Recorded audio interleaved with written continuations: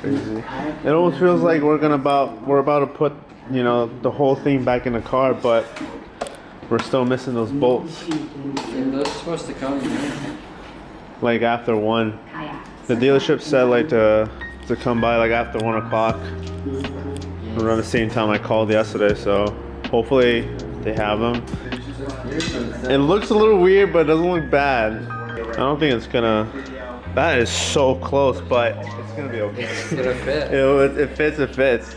That's fucking fire. It's good too. It's just this clamp is really Sick. the only thing is the fuel, which I want to see if the fuel hose will be. Oh, that'll be fine, right? We just come from there and we'll just kind of route it right behind. Yeah, I think it'll be okay. I don't see any interference whatsoever.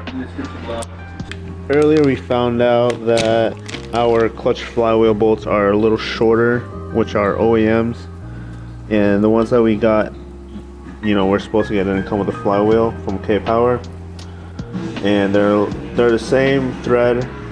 They're just a little longer since we have like some deep holes, you know, on the new flywheel that we're gonna use. So all we need is just need those bolts, and then everything goes together. Go.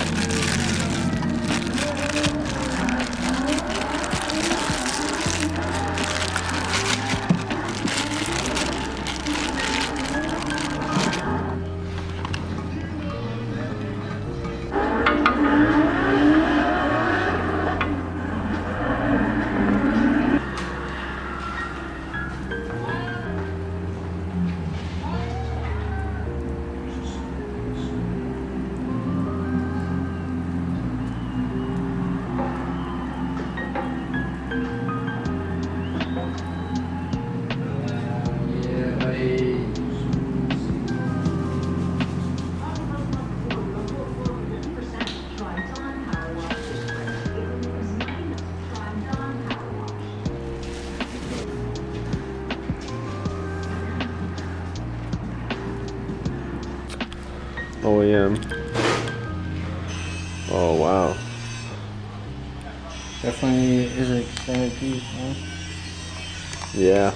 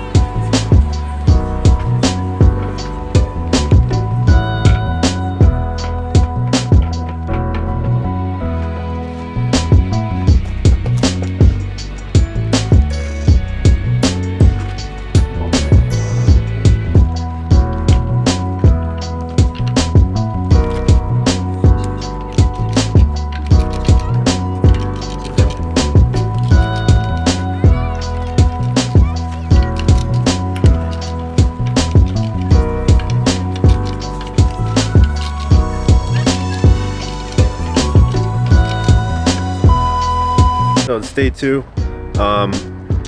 We were like in the process of putting the flywheel and the clutch all together. We were almost there, but we ran into a little problem. So I'll show you guys what the issue is and give you all that details in a minute. All right, so the issue that we had with the transmission, with the flywheel adapter, everything went on pretty good. Everything's torqued down. Nothing broke whatsoever, but The issue was the release bearing that comes with it turned out to be a different size for the transmission axle that's in here in the middle, but it just doesn't fit on all the way. It needs to go on this. So there's a little problem there. We ordered for this for the E46. This is an E46 transmission, and I think they send us, you know, with the flywheel. You know, this is for a 12 millimeter, and we ordered a 15 millimeter. It would have to go over this whole piece, and so the one that we have doesn't fit doesn't even fit close to it. But I already emailed the company, you know, that I ordered from, and I'm bummed out that this is the wrong size. And I checked my order, and I'm pretty sure we ordered the size that we needed, and that's a 15 millimeter release bearing, and it's on our website. It came with the flywheel, so we made sure, you know, everything was ordered correctly. So we looked back at it, and what we ordered is what we ordered, what we actually needed, and they sent us the wrong size. It is what it is. I mean, these things happen. So as of right now, we're just gonna put a pause on this whole thing, because we can't put the engine back in until, you know, we get this whole clutch all fully, you know, installed with the transmission. Yeah, I mean, that's pretty much it. But there's some other things I can take care of besides the Z3. Currently have my E46 that I'm working on right now. It's it hasn't been driven around because it's been on like some limp mode for a while, and I've been trying to figure out what that was, and I found out it's the throttle body. And so we're gonna show you guys, you know, replacing a throttle body on the E46, and that should go well, at least. Yeah. Until then, I mean, we'll come back to it. So, and we'll get you guys some answers on what the whole deal was. All right, so I got everything connected. Let's see if this thing will start. If it still doesn't, I might have to give it a little bit of time, or start the truck.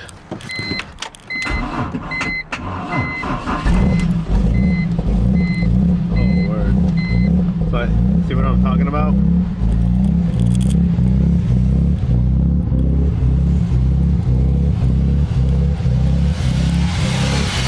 So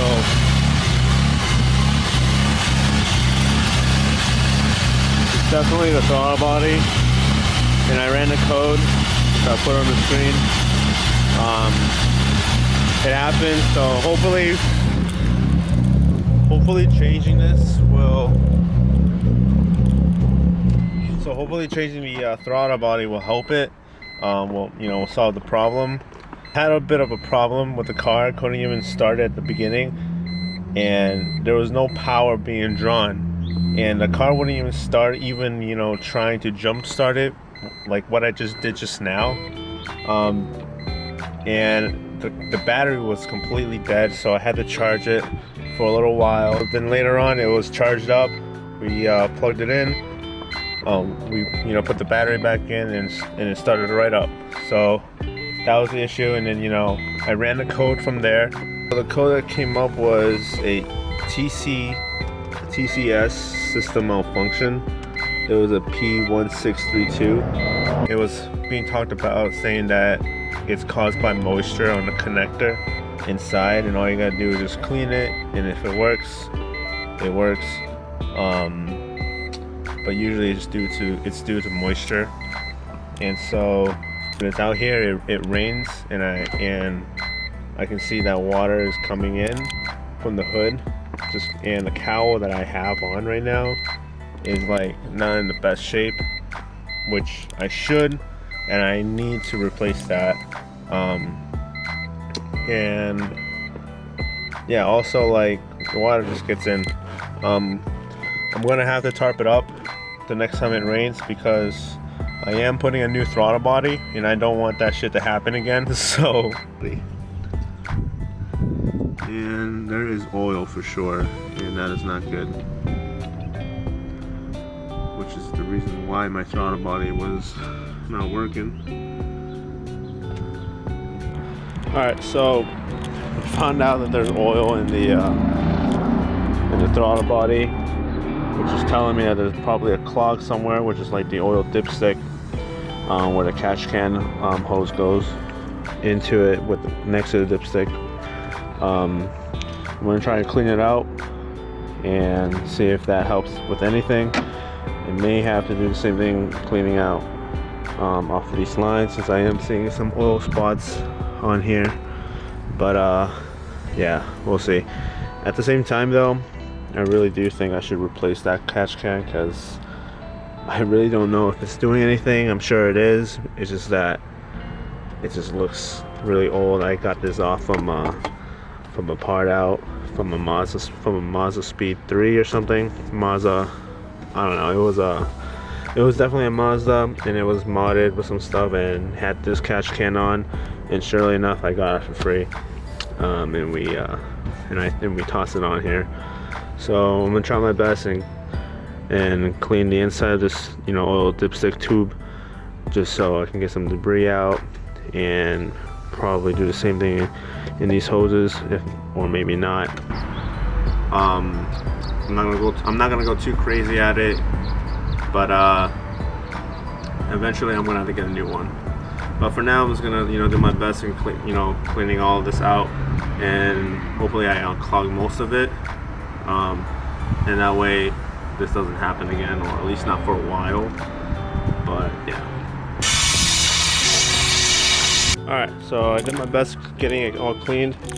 I gotta throw it back in, and also wanted to show you guys, I found all of this.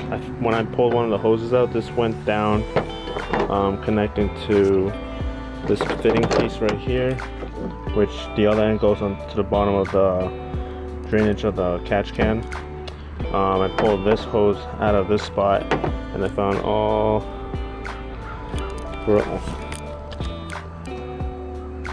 and I don't know if you can see it better, but here we go.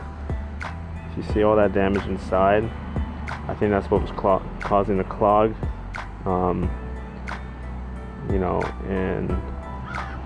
that's not good. And plus, this hose is like not good at all anyways, so I'm replacing it with a spare one that I had laying around, which is this one here. Seems a lot more sturdy, stiff than the old one, so that's ready to go in. I think that's definitely what's causing the clog, because I was pulling some out of this tube, which I believe is a motor. But yeah, it's all cleaned out and ready to go back in, so hopefully it all works after.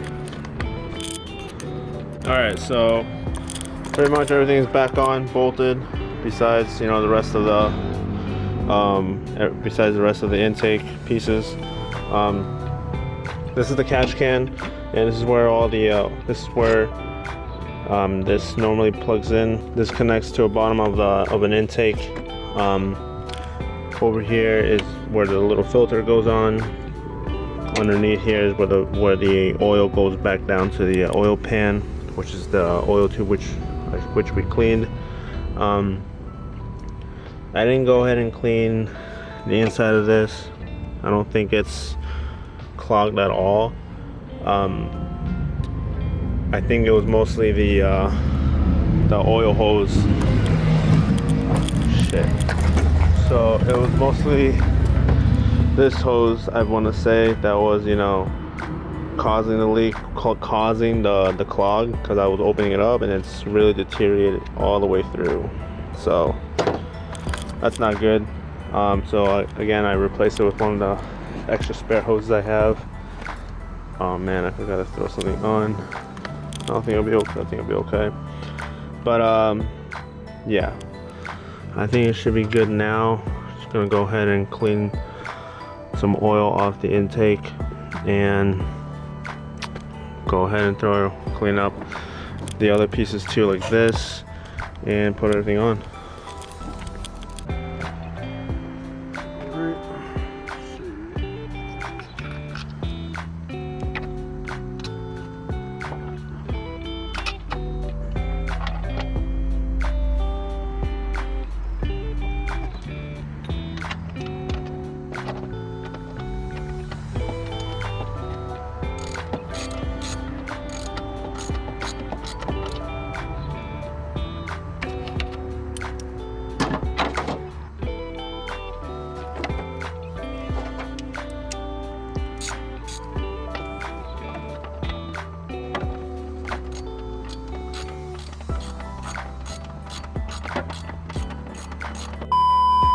Alright, well, I got the cables all connected again.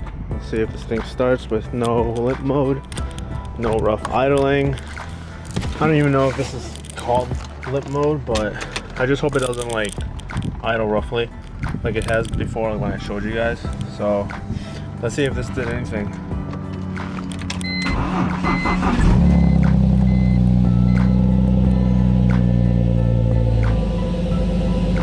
Looks like that was a problem. It looks like we're good.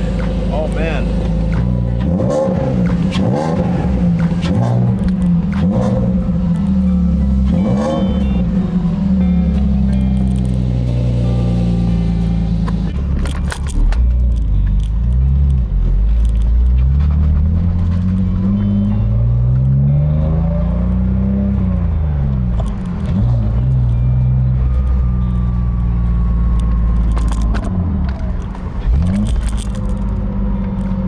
Sounds pretty good. Sounds like normal as it was before the throttle went to shit. It does have a welded diff. Not bad so far.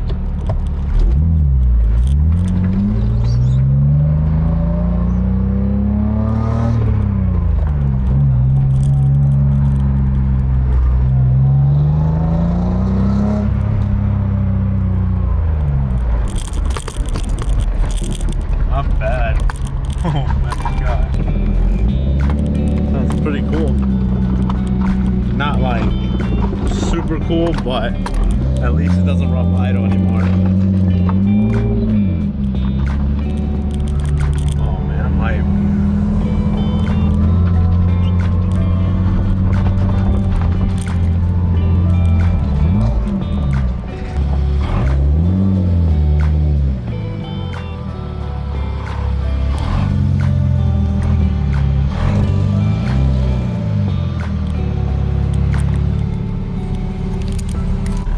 So I test drove it just up and down the street.